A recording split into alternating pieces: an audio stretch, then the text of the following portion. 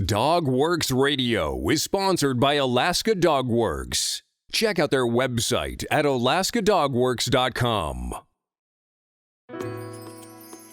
This episode of the podcast is brought to you by First Paw Coffee Company, specializing in private label premium blend coffee. If you're serious about coffee, you should check it out. First Paw Coffee's passion is high-quality, small-batch roasted coffee. They take the extra time to taste and get everything perfect before they release new blends. They aim to bring you a cup of happiness each time you pour yourself some coffee. Find out more at ak.dog/free and enter for a chance to win some First Paw Coffee prizes, a book from our collection, and tote bag. One winner will be selected at random each month. That's ak.dog/free. Today we are going to talk about a serious topic. Should I adopt a dog during the pandemic? If you're thinking this might be a good time to adopt a dog, you're not the only one. Locally, the Matsu Animal Shelter usually adopts out 10 to 20 dogs in 1 month. According to adoption counselor, that number is much higher now we are in a pandemic. On a national level, Colleen Bernhard, the director of operations at Lucky Dog Animal Rescue, told us that in 1 week in March, we brought in 149 animals from high kill shelters and adopted out 134. That is our average for 1 month normally. Some rescues are seeing an unprecedented number of foster applications.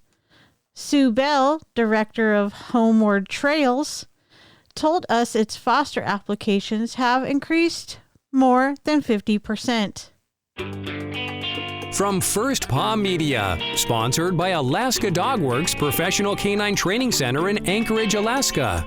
This is Dogworks Radio, committed to families and their dogs to build lifelong and fulfilling relationships. Visit our website at dogworksradio.com. Now here are your hosts, Robert and Michele Forto. Hello and welcome to Dogworks Radio. This is your host, Michele Forto, and I am the lead trainer of Alaska Dogworks. Here, we hope to help you have a better relationship with your dog. Today, we are asking you if this is the right time in the middle of a pandemic to adopt a dog into your family. Let's think about it. It does make sense. In an era of shelter-in-place orders and social distancing, many of us long for a little companionship and a reason to see the light of day. But before you rush into adopting a canine companion, there are a few things to consider. Number 1, don't just adopt because of the lockdown. The coronavirus pandemic won't last forever, and adopting a dog is a long-term commitment. I'm a certified dog trainer and owner of Alaska Dogworks and recommend thinking through some basic questions. For example, how much time will you have to care for a dog now and post-pandemic? Do you have the funds to adopt right now? Do you have job security or extra savings to cover unforeseen pet-related expenses? How much space do you have for a dog? Does your current housing situation allow for pets? How much time and energy are you willing to commit to training a dog? Consider your lifestyle. Do you want a dog that can run miles with you every day, or are you looking for a less active dog that will be content skipping walks here and there? Think about your life post-pandemic. Make sure you're adopting a dog that matches that lifestyle, not your current one or your aspirational one. Speaking from experience, a lot of people like to think they're more active than they actually are. They're actually not going out and really hitting the trails all day, every day, in a way that some of these really, really high energy dogs do need to do. Number 2, There are upsides to adopting a dog during the pandemic. I warn you, I would really caution people who weren't thinking in January that they might get a dog in 2020 against springing on that now. But if you were planning to adopt a dog before the coronavirus pandemic, now could be a great time to take that step. More time at home means more time to bond with a new dog. You'll also have increased availability to work on training. This can be especially helpful if your dog needs to be crate trained or if you've adopted a puppy or a rescue with more behavioral concerns. I recommend implementing a training protocol called positive reinforcement. See your dog doing something you like? Mark it by saying good dog or yes. Reward your dog. If you are using treats, counting out 50 pieces of kibble and rewarding your dog for 50 small good things throughout the day, if you do this and nothing else to train your dog, you're going to end up with a relatively nice dog. If you adopt a fearful or anxious dog, this is a good time to work through some of those issues. You can take it for walks during off-peak hours and slowly build up to meeting strangers. Number 3, there are also downsides to adopting during the pandemic. The biggest one is socialization, which is important for puppies and fearful dogs, will be more difficult to achieve in an era of social distancing. If you feel like you're in over your head, it'll be harder to seek help from outside sources. You won't be able to take your dog to classes. Don't delay dog training just because you can't go somewhere in person. A lot of dog trainers are currently offering classes online, and YouTube is a great resource if you need to teach your dog basic commands like sit, stay, or come. Another downside, you may have limited access to necessary supplies. Try to anticipate everything you'll need initially to care for your new dog. You'll want to minimize trips to the pet store and consider how many orders you place online. Deliveries could be delayed. Cleaning supplies are still hard to find in some places, so plan for that too.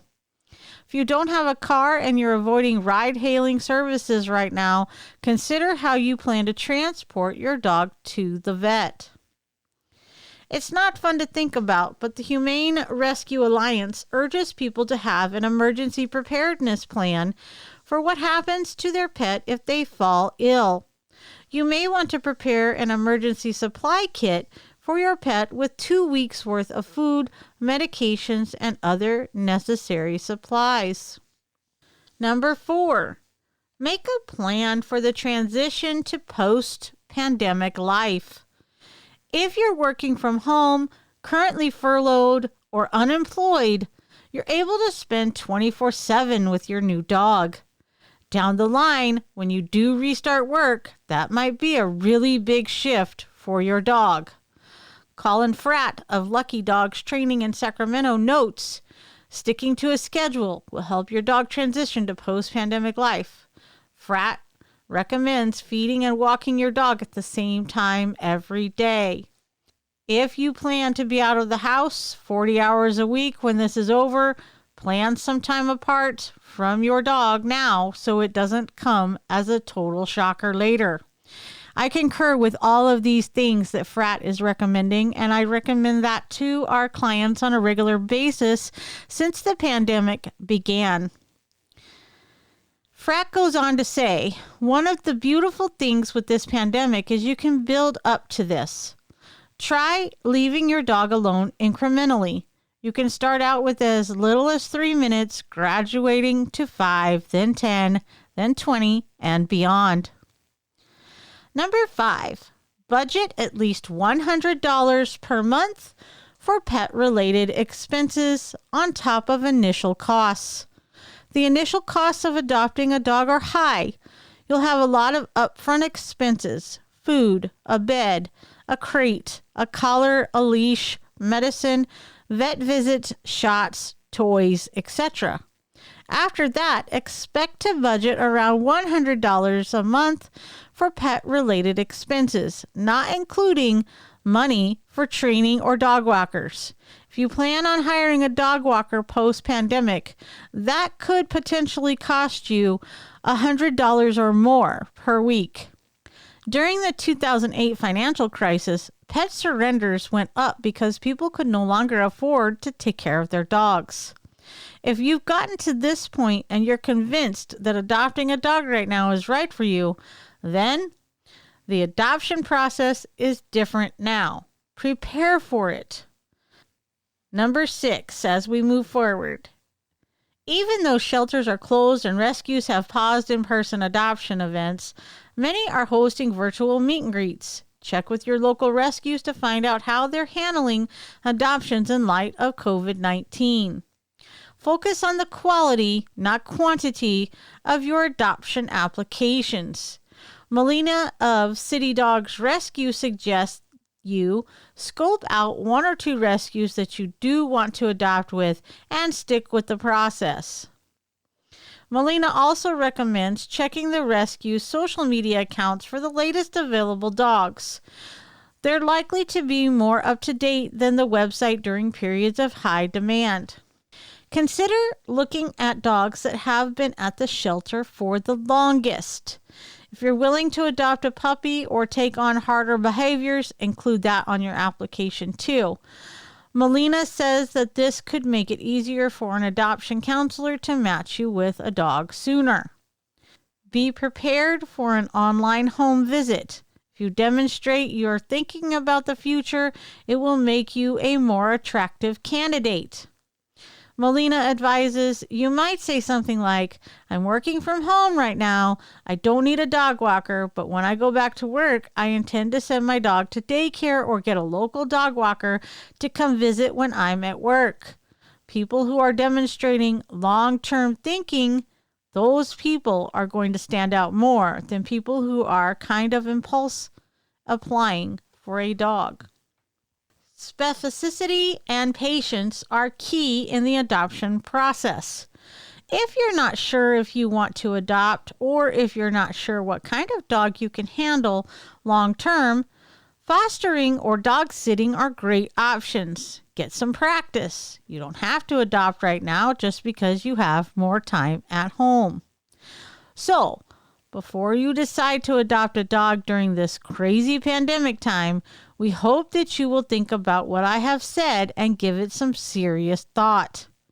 After you have weighed all of the pros and cons, then you can make an informed decision on bringing a new pet into your home and having them become a part of your life for many years to come. I'm going to take a short break here, and when we return, we're going to learn all about the Pomeranian. So earlier, you learned about First Paw Coffee Company. Now I'm going to tell you about its Adventure Mix Blend. First Paw Coffee Company's Adventure Mix Blend is inspired by our sense of adventure and our love of the outdoors. Our new Adventure Mix Blend is a whole bean offering and is a dark roast from South America with French inspiration, featuring smoky raspberry, dark chocolate, and anise flavors. Seek out your next adventure with a cup of bold adventure mix. Be sure to go to ak.dog/free and enter to win a bunch of cool prizes. That's ak.dog/free. We're living in uncertain times. If there is one thing we can be thankful for, that is the recent pet adoption boom. Shelters are being cleared out, and that means you may not know much about your new best friend. Alaska Dogworks virtual and on-site classes are the best way for you to build a lasting bond and learn about your pup, new or old. From setting up a proper routine to learning the commands and much more, Alaska Dogworks provides you with the resources to develop your dog into one of the best. Right now, Alaska Dogworks has an exclusive offer just for our listeners. Go to alaskadogworks.com now and use promo code DOGWORKS and save 20% off your training program at the time of your booking. Visit alaskadogworks.com and use promo code DOGWORKS to save 20% today. That's alaskadogworks.com and use promo code DOGWORKS at the time of booking. All right, guys, we're going to learn all about the Pomeranian. But before I dive into that, I need to make a confession. A lot of our rabid listeners know that we have large breed dogs in our home and that we are dog mushers. But did you know that when I was 14, my very first dog that I took on all by myself was actually a Pomeranian? I named her Coco. She was only 6 pounds at full growth, and she was a little terror, I should say. She ran all around our house. She ruled everything and everyone, including our 7-year-old lab Newfie mix, who she would sleep on top of like a sleeping bag. So if you have a Pomeranian, or if you're thinking about getting one, they're full of spunk and spice. So let's get into all about the Pomeranian. The Pomeranian combines a tiny body, no more than 7 pounds, and a commanding big dog demeanor. The abundant double coat with its frill extending over the chest and shoulders comes in almost 24 colors and various patterns and markings, but is most commonly seen in orange or red. Alert and intelligent, Pomeranians are easily trained and make fine watchdogs and perky pets for families with children old enough to know the difference between a toy dog and a toy. Poms are active, but they can be exercised with indoor play and short walks. So they are content in both the city and suburbs. They will master tricks and games with ease, though their favorite activity is providing laughs and companionship to their special human. My dog Coco loved swimming laps in my swimming pool beside me, believe it or not. Their temperament is inquisitive, bold, and lively, and I added spicy and spunky. AKC breed popularity ranks them 23rd out of 195. They are 6 to 7 inches tall. They weigh between 3 and 7 pounds. They have a life expectancy of 12 to 16 years, and they are classified in the toy group. The Pomeranian is a miniaturized relation of the powerful Spitz-type sled dogs of the Arctic. The breed is named for Pomerania, the area of northeastern Europe that is now part of Poland and West Germany. It was there hundreds of years ago that the Pom's ancestors were bred down from their much bigger, burlier cousins. The Pom, also known as the Zwergspitz in some countries, is the smallest of the Spitz breeds. With their elegant appearance and regal bearing, you might say Poms are fit for a queen, and you'd be right. The Pom's popularity is largely due to Queen Victoria, who became smitten with the breed while visiting Florence, Italy. When the dog-happy Dowager Queen returned to Britain with Poms in tow, the breed's fame was assured. Victoria became a serious breeder and exhibitor of Poms. At the 1891 Crufts Dog Show, Victoria showed 6 of her breeding. One of her favorites, Windsor Marco, won first place in the breed. A British historian wrote, "It would have been a brave judge to have placed her second." Victoria is credited for reducing the Pom's size from about 30 pounds to their current toy stature. It was reported that as the aged queen lay dying in 1901, her favorite Pom, Turi, kept vigil at the foot of her bed. Other historical figures of refined sensibilities who were Pom owners include Marie Antoinette, Emile Zola, and Wolfgang Amadeus Mozart. Care and training. The Pomeranian should do well on a high-quality dog food, whether commercially manufactured or home-prepared, with your veterinarian's supervision and approval. Any diet should be appropriate to the dog's age. Some dogs are prone to getting overweight, so watch your dog's calorie consumption and weight level. Treats can be an important aid in training, but giving too many can cause obesity. Learn about which human foods are safe for dogs and which are not, and check with your vet if you have any concerns about your dog's weight or diet. Clean, fresh water should be available at all times.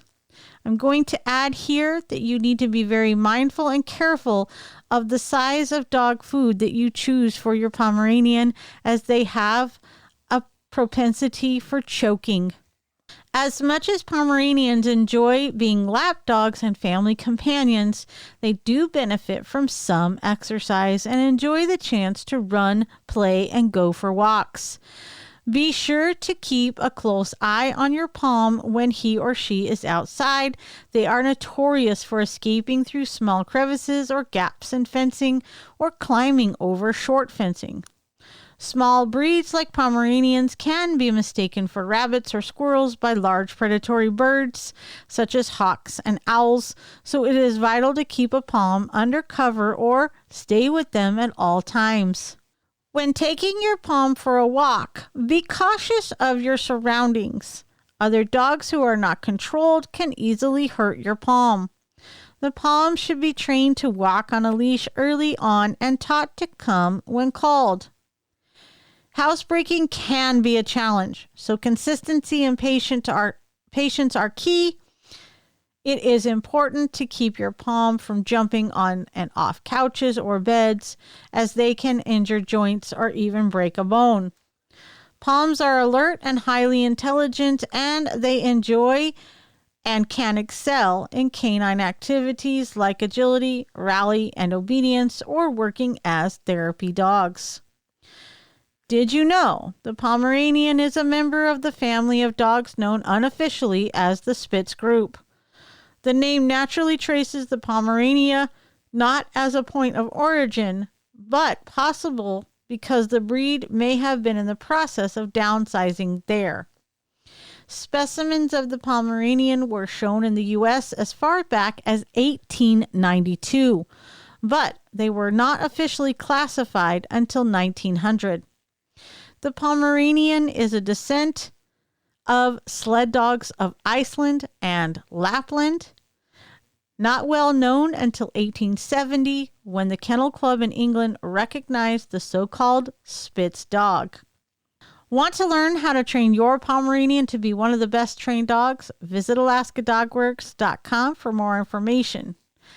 Now, for our listeners on KVRF, it is time for our calendar of events. On January 29th, it is the Seeing Eye Guide Dog Anniversary. April 9th through the 11th, Alaska Dog Works will be at the Mat-Su Outdoorsman Show at the Alaska State Fairgrounds in Palmer. Be sure to join us. On April 17th, we start our group classes in the park at Wonderland Park in Wasilla at 11:30. These are free for all of our clients. If you are not a client, we have a nominal drop-in fee. Be sure to catch us on Wednesday and Sunday nights for our weekly Facebook Live sessions. Here we give dog training tips and tricks, product reviews, and more.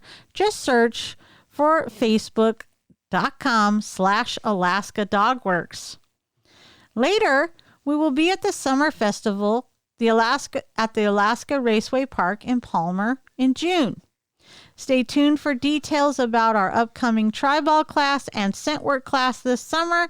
And as always, check out our website for information about our Adventure Dog Club. Please follow us on our social channels. Just search DogWorks Radio. And did you know that the single best thing you can do is tell your friends and family about our show? That's it for this episode. See you next time. This episode of the podcast is sponsored by First Paw Coffee Company. Learn more at firstpaw.coffee. From First Paw Media, this is DogWorks Radio.